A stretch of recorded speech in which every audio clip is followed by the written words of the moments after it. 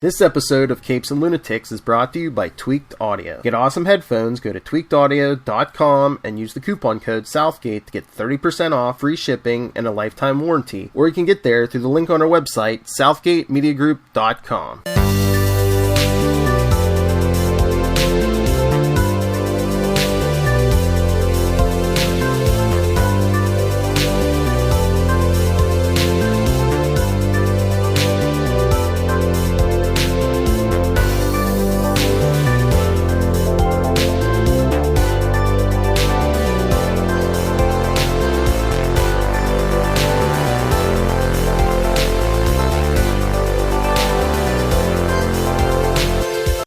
Me hearties and ahoy mateys! Welcome once again to Full Stream Ahead. I'm your Captain Charlie, the Professor Esser, and with me as always is me skinny rich friend and first mate. It's Mozz. Aye, Mozz. You're a mighty sailing man. So, tonight's episode, Chapter 14, The Tragedy, Season 2, Episode 6 of The Mandalorian. The Mandalorian and the child travel to an ancient site. Our director this night is Robert Rodriguez. Jon Favreau wrote and created this thing. Sometimes that's all you need, really. And George Lucas, our softest working man in show business. He just loves to cash the check. You know, I gotta say to George Lucas, the man built an empire off of dreams in a way that I don't think very many people ever did. You know, I think even more maybe Stephen King, but even I'll say all those other guys are very hands-on. Oh, Lucas is the guy who said, no, there's a galaxy and it's far, far away. It was a long time ago. And here is what's in there, and he is basically just a space pope. He doesn't actually tell you what happens, but he'll tell you what doesn't happen. And he was like, well, that's not actually what I wanted, and that's not actually the canon, and this is what it is. But he's so aloof to it. Or is it a gift to the community? The universe evolve. Or is it a gift to the community to say, hey, we're all in this? What does this mean? You want to add something? I'll let you know if it's good. Exactly. But that's what I love about it. That's what, like I said, he is stepped away in the sense he stepped away without being away. Mm. He is always going to be George Lucas. He's always going to be the creator of Star Wars, and we will always know that there is a canon in his head that is the true canon, but he's not going to force his understanding. He wants us to come to our understanding of Star Wars that he already has. He is already Yoda. He does not need to teach us. He does not need to tell us Padawans the way of the Star Wars. So, I love that about this, and we were talking about this last episode too, just about the sandbox that George Lucas created for everyone, and this is very much in the sandbox. This is the episode. This is kind of the payoff episode for the entire Mandalorian series, where we get all of the questions and the fights and the difficulties. My word, the fights. Oh, the fights. And so in this episode, the idea is that. So last episode, of course, Ahsoka Tano told Din Djarin where to take the child. And the child, Grogu, as we know his name is, he can go to this place, and if the Force is with him, he can reach out through the Force to contact someone. And of course, everybody knows who he's going to contact. You know, let's be honest here. Because we know of the Star Trek universe, or the Star Wars universe, we know what was going to happen from this, but we don't get it here. So we won't go too deep into that, but it was like, I know when I was watching, I was like, well, that's obviously what would happen after this point. But, just obviously, we may not get it this season, but obviously we know We know who's probably listening right now. Right.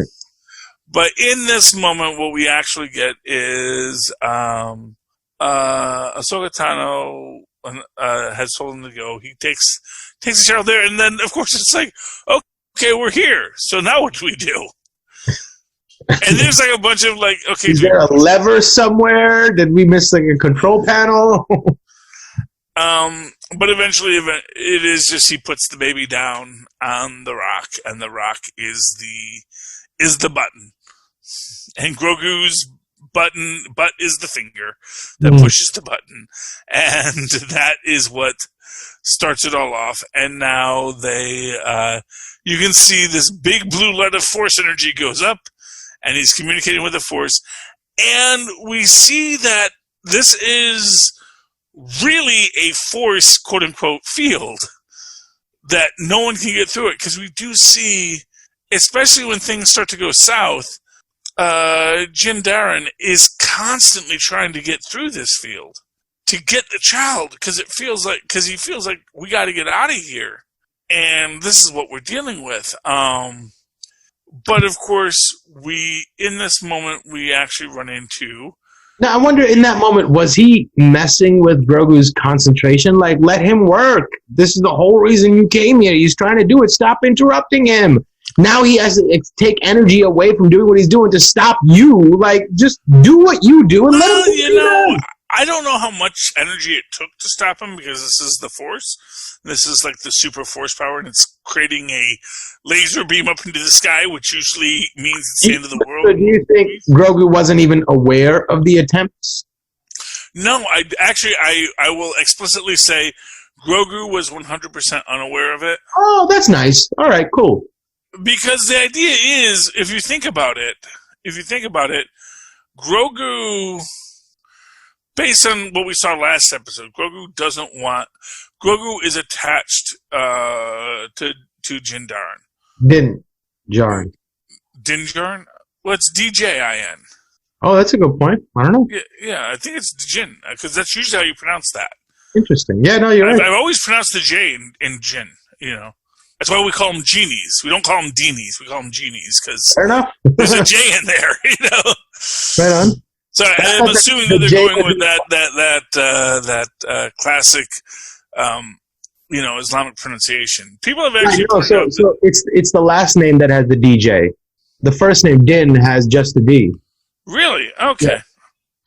I don't have it right in front of me, so maybe I'm wrong. Yeah, I know there was a Djarin. So it's Din Djarin. Okay. Din Djarin, yeah. Din Djarin. Since no one calls him Din Djarin in the entire episode. Yeah, I can see Walton Goggins showing up being like, Djarin! Like from Django, you know? Yeah. I mean, from this, I'm just going to say, with it's like, even on IMDb, he's just called The Mandalorian. Right. So anyway, what was I talking about? So, within this, I don't think Grogu wants to hurt the Mandalorian. He doesn't. This is who he's bonded to. This is he knows he is safe. And that's really what it's about. It's like, this is the safest he has ever felt since he was taken from the Jedi Temple. And in truth, the Jedi Temple might not have even been that positive of a place. Because, as we know, they're kind of awful at the Jedi Temple. And, so you can never talk to your mom. You can never talk to your dad. You got to be holed up here. Although, technically, we don't know that. What are they, Scientologists?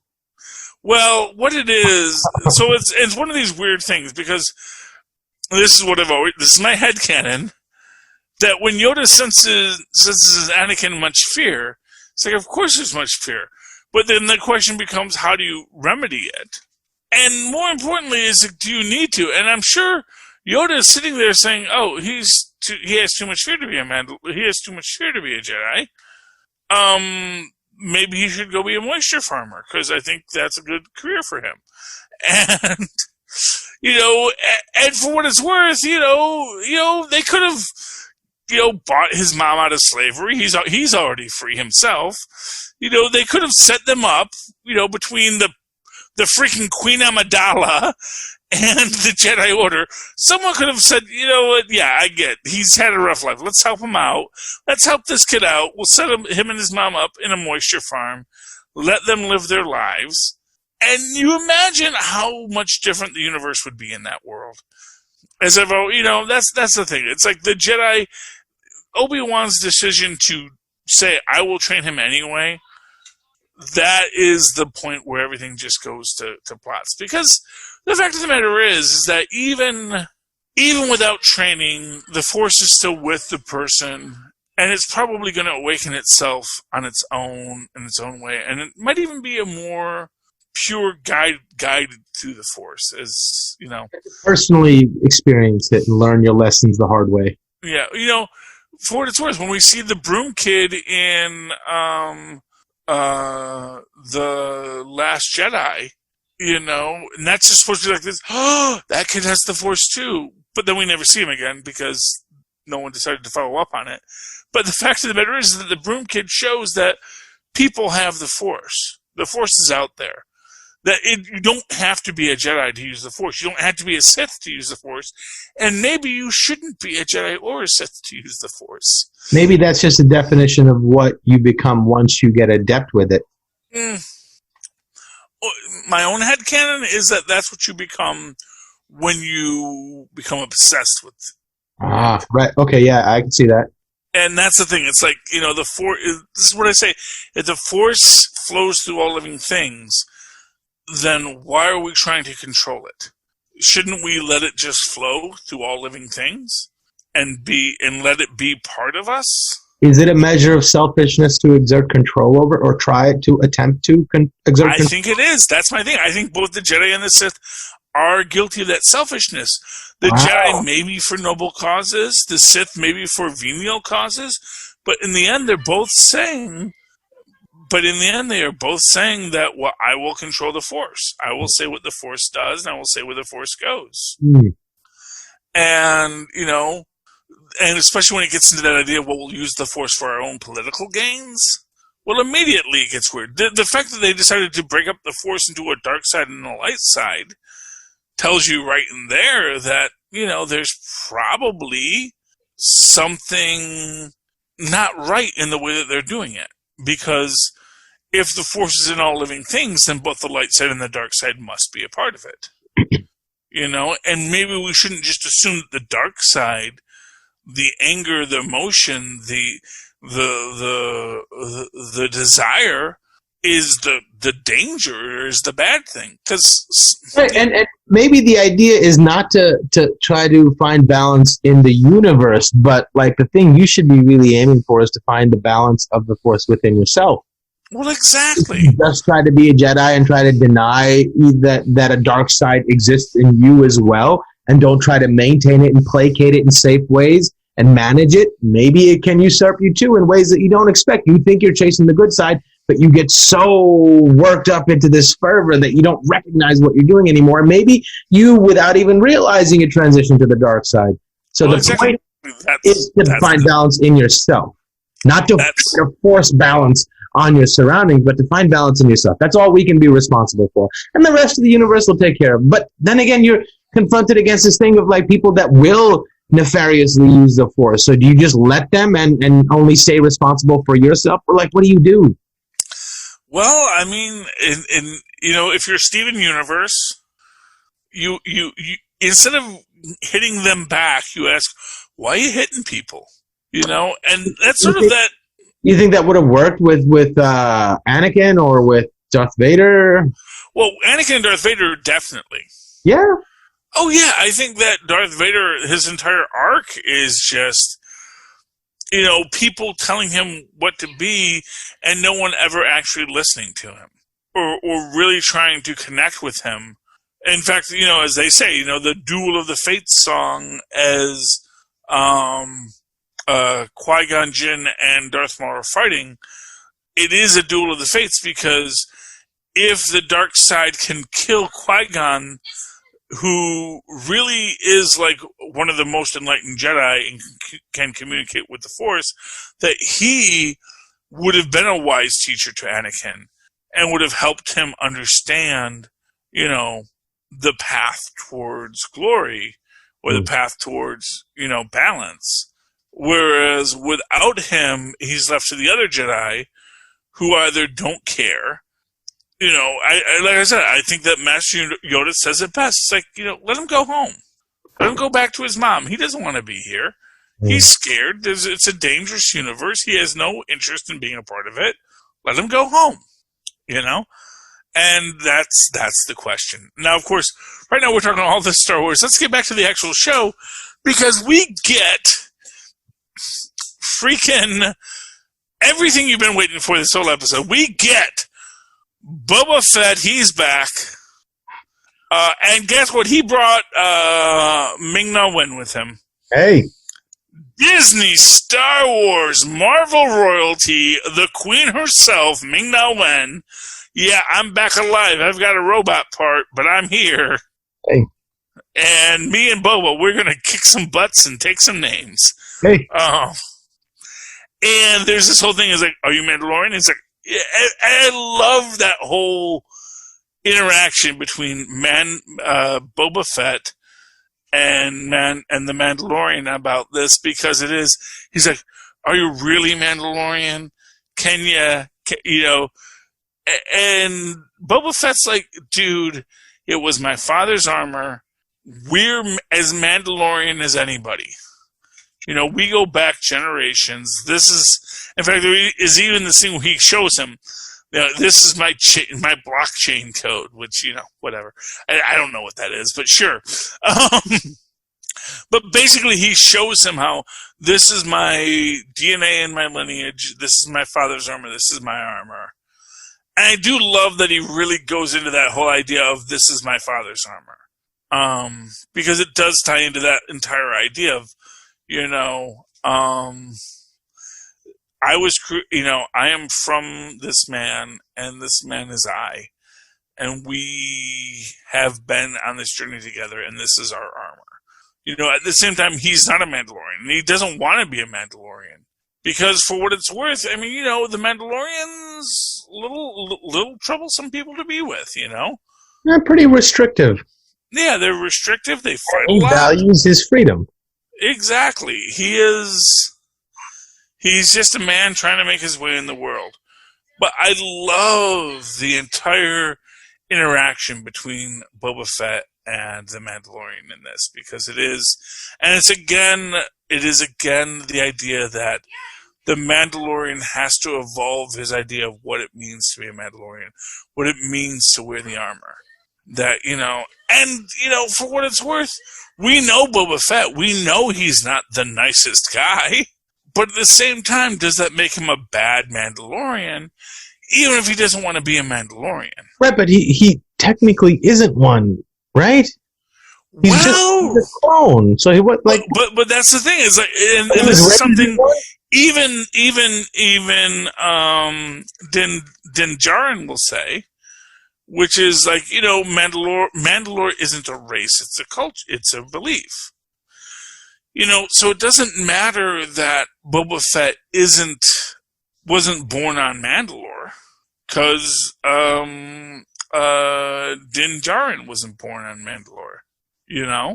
Most Mandalorians aren't born on Mandalore, and those who insist on being of Mandalore as the prerequisite for being a Mandalorian, not for nothing. It is a classic diaspora race. If you are a diaspora race, you will need to, take in others. To, in a sense. Well, I think about the Jewish diaspora, and the fact that they do run a gamut from the Ashkenazi to the Sephardic to several other groups, including an entire Asian component of Judaism that exists. That is existing group, and you see the same thing with Islam. You see this, and obviously we see it with Christianity because we see it all the time with Christianity. From Nigeria to Japan, there you will find fundamentalist Christians wherever you go. It is an interesting quality of the diasporic cultures of the world, and the Mandalores are in this diaspora. And because they're in the diaspora, they take on other people. But at the same time, there will be others who maybe have a stronger link to the history of the Mandalores, but who honestly just set themselves up as a separate group and say, well, yeah, that's all well and good. I'm going to do me. And that's where Boba Fett and Jango Fett fall. Is by that point in history, the Mandalores had already basically started to implode within themselves between various different factions, including the, from the hyper-religious to the fully secular, which I do feel that, I'm forgetting her name here, Bo-Katan, Sakov character. Right. Isn't it open for interpretation, though? Isn't the way open to interpretation? It's a personal thing of what you feel is the right thing to do. Are you following the code? There's a central set of guidelines, but I feel like the one thing I've always appreciated about that whole culture is that the way is rather open to interpretation. It's pretty strict in what it means, but how you interpret it is sort of up to you. And when you have that sort of philosophy, it has no choice but to be flowering into different, forms of expression. No? No, I mean, I agree 100%. That is the thing, is that there is more than one way. Right. And I think it's your way. That's the. Well, and of course what it is it starts with this is the way. Mm. But even as it is, this is the way, when we get the wisdom of the armorer, within that there is already this thing that, just because we say it's the way doesn't mean that's the only way. Mm. This is what you must do. This is your foundling. You have to find it a home. And that, I think, is what is most powerful about this, is that really, if you look at this entire series as an arc, you see how Din Djarin really is learning what it means to be a Mandalorian. At the start of it, he feels he is fully a Mandalorian. He is, he knows every ritual. He knows every fighting style. He knows exactly what he needs to be.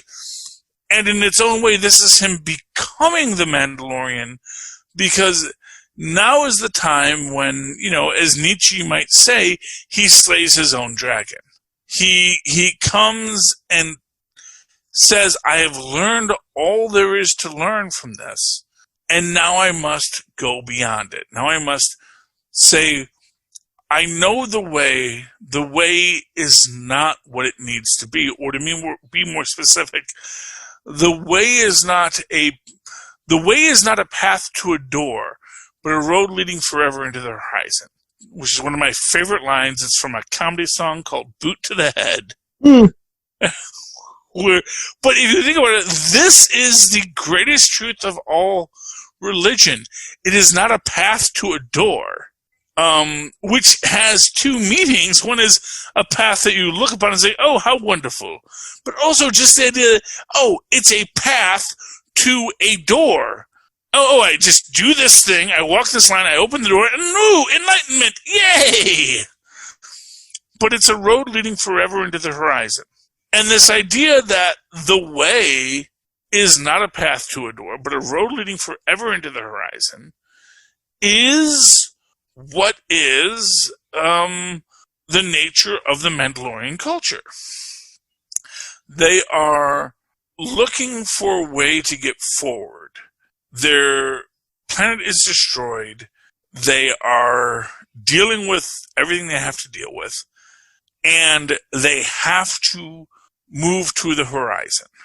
move forever to the horizon because there is no horizon they're going towards. They're just working through what they have to work through. And in that sense, in this moment, as Boba Fett and I'm forgetting, let me see, what is Ming Na Wa's name here? Sorry. Can't recall either. Fennec Shand. So Boba Fett and Fennec Shand show up to help the Mandalorian in this moment. They basically a bunch of stormtroopers land. They take them out, and then how? By the way, yeah. What is the name of that weapon that Boba Fett wields? The little Boba Fett is wielding a Sand People's staff. My word! When he gives that dude the uppercut with the oh my God, that's such a beautiful shot. This is what a batleth should be. Oof. If you actually for those there's a whole subculture of weapons nerds out there who will tell you exactly how bad of a weapon a batleth is. It is not BA in any sense. Is that the weapon that he was using? Is that what it's called? No, a batleth is what Klingons use. Oh, with the scimitar thing? Yeah. But where it's the two-handed. Yeah. Because basically you have no thrust, and it's like the way you would get leverage on it isn't how you usually hold it like this. Right. Which basically means that you're just not using it in any strong way. You would actually. I tend to disagree because I feel like if it wouldn't sit just the arms. You'd have to use your hips and your whole body to lean into it. But I think it's quite powerful. I mean, much like pitchers or cricketers, when they pull with this arm, it creates more force with this. So there is like a sense you can like pull and push. So. What I will say is essentially what it comes down to is anytime that they want to create an alien weapon that isn't just a sword, they have to create something, and you're constantly in battle in your own senses.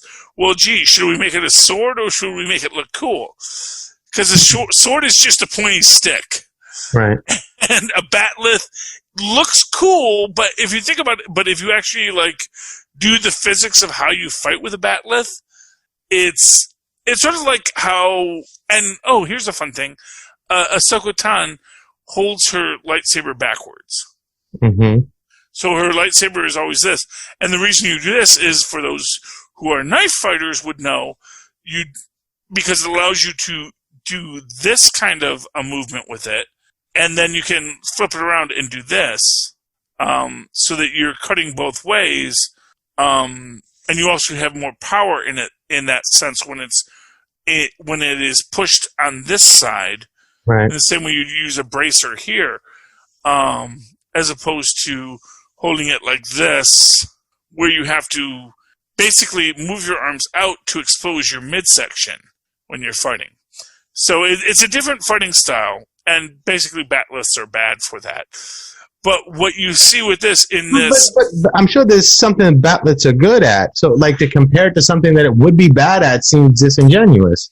Well, when you're talking it's got to be a more close-quartered weapon. Well, no, so the batleth was designed to look cool. That is because it is regardless of where it came from. I don't think that it's an illogical weapon or an unuseful weapon. I think it can be quite formidable if someone knows how to use it. And I'm sure there are martial arts that have been developed to specifically use that weapon in a certain way that can be quite effective. I mean, I'm sure you could. Here's what I'll tell you: you will see people use a batleth in a weapon, and what they invariably do is they're holding it one-handed by their side like this, and they'll flip it around like this, and they'll move it from hand to hand. I don't think that's the way to use it. What? I don't think that's the proper way to use a weapon like that. Well, it's the proper way to use it if you want it to be effective. I don't think so. I think the proper way to use it would be to keep it close to you and charge forward and make it really close quarters. And all you do is if you're using it like a bayonet, it's basically like one of these, and your whole body's going. So it's like, like a Spartan shield kind of thing. It's not like you're not poking with it. You're more like dashing forward and like trudging forward like a football player or like an offensive lineman. Well, here's what I will say. I am not a weapons nerd per se. I do watch a lot of YouTube. And so what I will say is that clearly from the weapons nerds who talk about this, they do feel it is not a well-designed weapon. And again, I have to say, it is a fictional weapon. A batleth has never been used in close combat. What it was is they wanted to have something that didn't look like a sword, right, that the Klingons would use. But at the same time, to judge the genesis of the idea is one separate thing, but to judge the efficacy of the weapon itself, I think, is a different question. Well, no, because I think that goes into it. Because if you're designing the weapon to be visually appealing, right? But at the same time, if someone can say, "Okay, I can see how that weapon can be useful," I think just because you think it was a frivolous use of like even like a Deus Ex Machina kind of thing to make it look cool, whatever. Yeah, but at the same, that doesn't bear any relevance on whether or not it's effective. And just because you want it to be effective because you think the genesis of the idea was not so well thought out, I think that's unfair. To that extent, let us get back to the weapon that Boba Fett is using, which is the Sand Person staff. And in using that Sand Person staff, we actually do see the Sand Person staff's original design is really utilitarian. It is essentially a curved hook. It is basically a shepherd's crook with a big spike on the end, and then a little disc to keep the spike from going too deep. And what that actually gives you, however, is a really versatile bow staff weapon that has the spike that can both grab and pull, at the same time is unlikely to get stuck in something, and that is amazingly useful. And we see that one of the things this thing is useful for is literally cleaning the teeth of the big oxen creatures that that these sand people use. So it is a weapon that has been found to be useful. And again, this is this idea that someone designed something because it looked cool. Right. At the same time, like, and because it looked cool, yeah, weapons are often hidden in seemingly innocuous things. For example, capoeira is a fighting style from Brazil created by the slaves there that couldn't be seen by their masters as practicing martial arts. So they created a dance form that looked like dancing, but it was actually a martial art. So dangerous things can be hidden behind innocuous facades. And I think in that same way, yes, it was a tool used for this, but there are tremendous weaponizing capabilities to this. Oh, well, and again, that is true of a lot of things. But in that structure, what you have is the two different things. It'd be a difference, but it basically is the difference between someone saying, well, tap is a really great form of dance. And if we made a fighting style that was based on tap dancing, you'd get West Side Story, which is beautiful. Right, but you can't take it and looks dangerous. Something that wouldn't apply. Obviously, they're not going to take like their brooms and make it a weapon. They're going to take the thing that maybe could be a weapon and make it a weapon. So it's like, you do have some control in what you choose. So all I'm saying is that from what people have said, and again, I'm not saying that I'm the one saying this. I'm just saying that people have said the batleth is not a good weapon for melee combat. Yeah, I wonder about the credentials of these people making these claims. Well, they're people on YouTube, so obviously none. But at the same time, I find their argument hard to argue, especially since I don't see a lot of people arguing the counter narrative. Right. Hey. That's the, so for example, right now you're quite passionate about it, and I feel that if I was a metallurgist or a weapons maker and a Star Trek nerd, I would want to argue the advantages of the batleth. I have not seen those YouTube videos as yet. Though if you do know of a YouTube video or That's not the arbiter of truth. Arguing the advantage of the batleth, that's always the thing. Like, to me, sometimes I think people are trying to go to create something that is outside of of what people think of what a weapon should look like, without actually realizing that, people have been making weapons for a few thousand years. We've actually tried a lot of different designs for weapons, and a lot of our standard weapons are pretty standard. Right. I mean, and there's not dissimilar weapons in the art of Kung Fu that look a lot like a batleth. I mean, I don't know if that's true. They have weapons with like the floppy moving swords that are shaped sort of like that, and they use them in similar ways. Okay, so, well, without precedent, and I don't think it's such an illogical design to begin. I even don't think that the question of the design should be judged as harshly. Okay, fair enough. Fair enough, and this has been a Star Trek podcast about the advantages of... Honestly, I could talk Star Trek all day. And I don't know, I'm not... my biggest problem with the batleth is that if you're holding it like this, you're holding it with that underhand... You don't have to. Like how people when they deadlift, I mean, you're gonna hold it with the overhand. And that's one over, one under is the way you would do it, just like you were deadlifting. Yeah, and that would give you see that leverage in either direction, just like you were throwing elbows in Muay Thai, and it would be in close. Yeah. Even if you held it both like this, you still have and then the uppercuts, and then all these sorts of angles. You have to have more body movement, but that also gives you more head movement to avoid shots. So it's one of these things where it's a counter. Maybe it's more of a countering weapon. You have to see a strike come and move out and clap. Now your ribs are gone. So see, in that argument, I can see that. I can see that argument strongly. The idea that as a counter weapon, it works. That it is, and I guess if you're, there's an old saying my wrestling coach used to tell me, which is that every move has a counter move. So always let the other guy make the first move, because then you can counter it. And so in that sense, if Klingon hand-to-hand combat is based on the idea of waiting for the much like the samurais, Yeah, well, yeah. One shot, you only have that one shot, so you spend hours sitting there with, and then one guy psychs the other guy out, and that's when you deal the death blow, when you see his blow coming. Yeah. I mean, I guess if there's any argument to be made, it's just that I actually think that maybe most cultures would develop things that look a lot more like swords and weapons that we have, that we're familiar with, because they're actually fairly well designed after 1,000 years of figuring out how these things fit together. So that's the counter argument, that, the problem with the batleth is that it doesn't. And here's what I'll say. Maybe what it is most people in Star Trek aren't very good with batleths.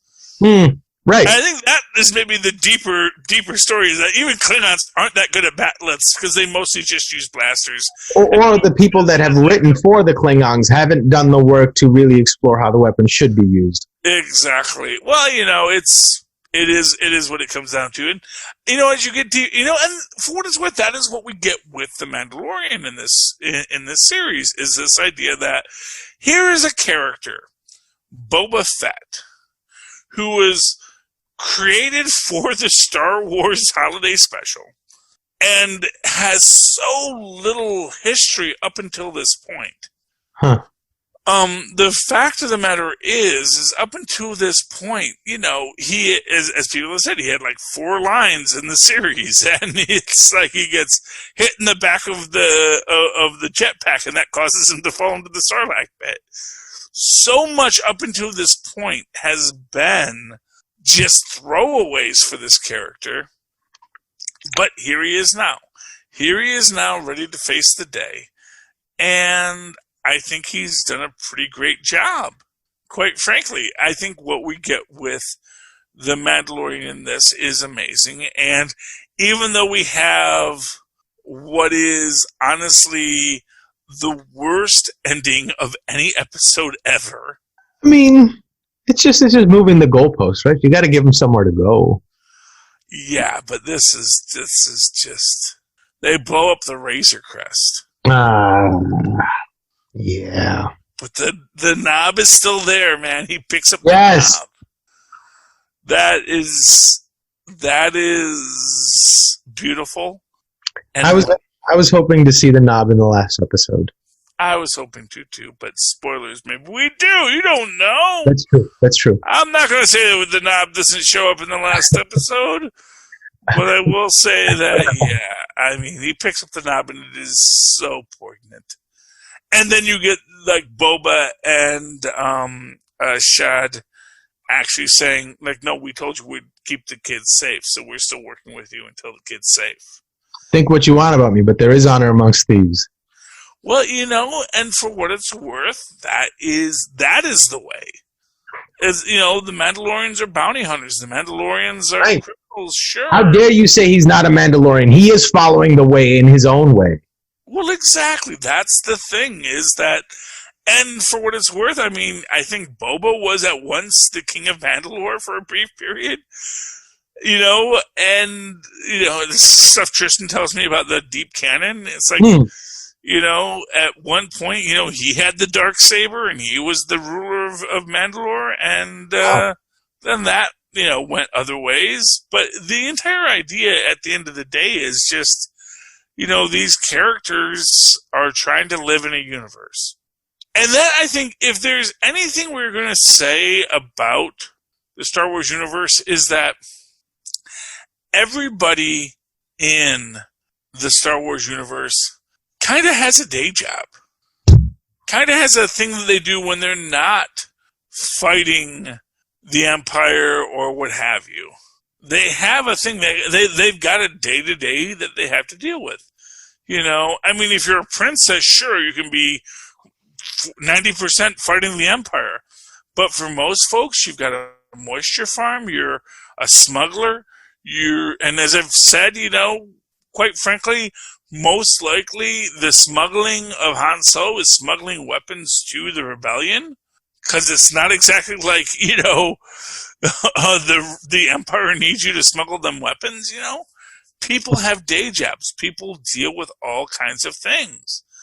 And so, at the end of the day, the fact that we have this universe we can play in, and we can deal with people who have day jobs, but also have to fight an empire, is pretty interesting, I think. I don't know. I mean, what choice do they have, though? Isn't it always like a fight for your autonomy?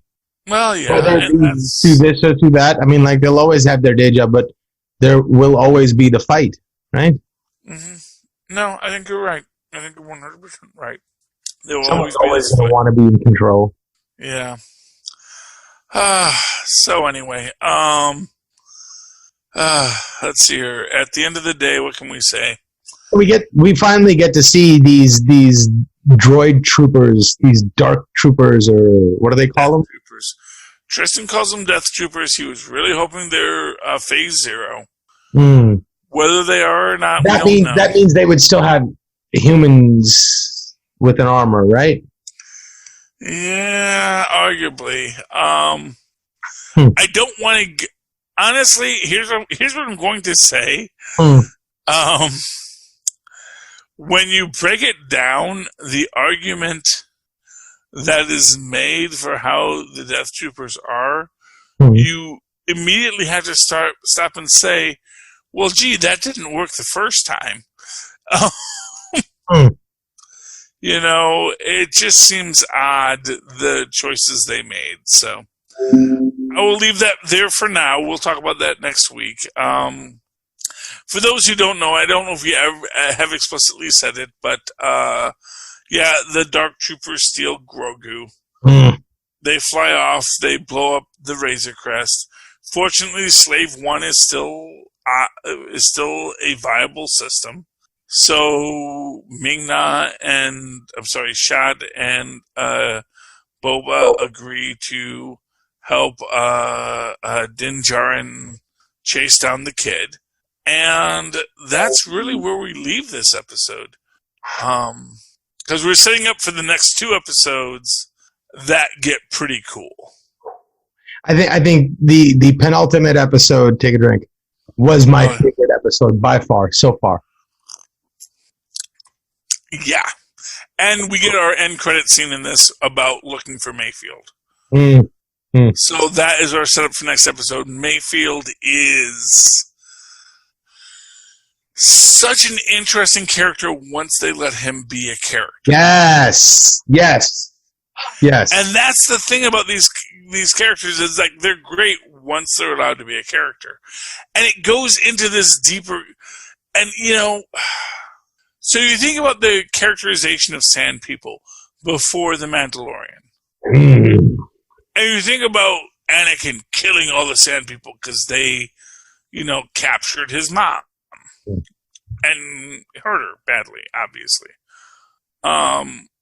That whole story. But now you take a completely different view of them because now we say, oh, shoot, maybe you weren't the horrible people that everyone thinks you are. Maybe you're not just, crazed masked raiders killing, setting upon righteous men upon the road.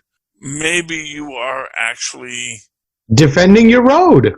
Yeah, defending your road. It's like we've been here for thousands of years before you settlers got here. Yeah, let's not forget that, conveniently. And, quite frankly, for all the moisture farming you're doing, moisture is a rare commodity on our planet. And so when you want to take the moisture, and we have always said the moisture is for everyone, that's when we get mad, because you're suddenly saying that moisture is only for you. That's hard for us to accept. But yeah. I mean, that's the thing, man. Star Wars is very much an allegory for colonialism. And also, I think now that we've... Not to make a pun out of it, but I said, and imperialism. And imperialism. Well, I mean... Yeah, exactly. That's, yeah. No colonialism, my friend. Although I guess arguably... Well, no, not really. I don't know. Anyway, it's a mess. I think it speaks to the possibility of darkness in all of our natures. And the lesson here is watch yourself, otherwise you'll fall into that trap. This is the way. I mean, that's the thing. For what it's worth, that is the idea. When you have all these rituals and structures to your faith, they aren't so much meant to be there to tell you what to do, but to keep you mindful. And there is I always remember when I would go to temple with my wife, and there was a story, so this rabbi moved into this house that was previously owned by these Catholics, and they had a light switch cover with the Virgin Mary on it. And he said, it was weird to me because obviously I don't acknowledge this character. I don't acknowledge this story. But at the same time, here I am. This is a religious icon. And when I turn on the lights to go into the attic, there's this icon. I have to acknowledge it. And he then talks about the Hasidim and how there is a prayer you say when you light a candle. And many Hasidim will say this prayer every time they turn on a light switch. Because light is a gift from God, and so you say this prayer to acknowledge that, thank you, there is light in this room. And the idea that it isn't so much about you should say a prayer every time you flip a light switch. It's that every time you flip a light switch, you should understand, oh my gosh, there's light in this room, and that's a pretty amazing thing. And I should probably be rightfully thankful I live in a world with light, because if not, I'd be eaten by bears. Right. If you're emptily just saying the prayer for the sake of saying the prayer, not carrying over the lesson to say, hey, I am grateful, I am fortunate, I recognize this, then you're missing. Exactly. And that I think is the story of The Mandalorian. as it moves through its many arcs, I think the arc we're getting towards is this idea of understanding that it's not just the idea that, that there is a ritual and there is a rule we have to follow. It's that, this ritual and this rule means something. So anyway, next week we're going to talk about more of how this story ends up. In the meantime, hopefully you've all heard us well. See, Mozz, he's not even wearing headphones right now. So what does he know? He's barely heard half the words I've said, because he needs to go to tweakedaudio.com, get himself some high-quality headphones using the coupon code Southgate to get himself, or if a loved one of his wants to get him something for a holiday celebration, whether it's Valentine's Day, his birthday, or the next Christmas, who knows when this airs, they can go check out the Southgate Media Group and Capes and Lunatics gift guides to find that. Likewise, they can use that same coupon code Southgate at checkout at hunterkiller.com to have essentially what amounts to an escape room delivered to your house. And it's basically a bunch of interesting clues and ideas that tie into a cold case that the character Michelle Gray needs to solve. After that, why don't you go down into our show notes, click on the Amazon link, go to Amazon, buy whatever the heck you want, because it doesn't really matter to us what you buy. It doesn't matter to you what you buy. You don't have to tell us. It costs you a dime. It actually helps out the show because you went to Amazon through our link, and the cookies provide. And while you're there, check out Pod Life, the book, available on digital download or paperback. It is a book written by Southgate Media Group people, and talking about why they podcast. And, if you ever wondered, this is why. Anyway, in the meantime, Mozz, if anyone wants to talk to you about The Mandalorian, about the deeper cultures of the way, how can they find you? And if somebody wants to, reach out to me and tell me how bad the scimitar is or the batleth, be happy to argue that with you, because I think it's a nice looking weapon. And I think I could probably do some damage with it. Looking weapon, that's my point. Right. Looking weapon. It is indeed, but that doesn't negate the fact that it might be useful as well. I think it could be. It's like saying Brad Pitt is not a good actor because he's so good looking. Brad Pitt's a phenomenal actor, What I will say is that a broken beer bottle can do a lot of damage. Sure, exactly. But that doesn't mean it's the best weapon in a fight. We're not saying whether it's the best or not. We're just simply saying that if the argument is that it's an illogically designed weapon that has not much utility in a fight, that it would probably be harmful, is too far for me. Yeah, that is too far. I will say, if someone was coming at you with a batleth, you would get hurt if you did not know how to defend yourself. So yes. Right. Even if you had another weapon, I think if you were adept in using the batleth and knew the mental side of warfare and can get somebody to do something that you could, leverage to use the batleth well, I think there's many possibilities for how well that weapon could be used. But if you do want to argue that point, you can reach me at mozzmanzor@gmail.com. That's MOZZMANZOOR, or on Facebook under Mozz Manzor.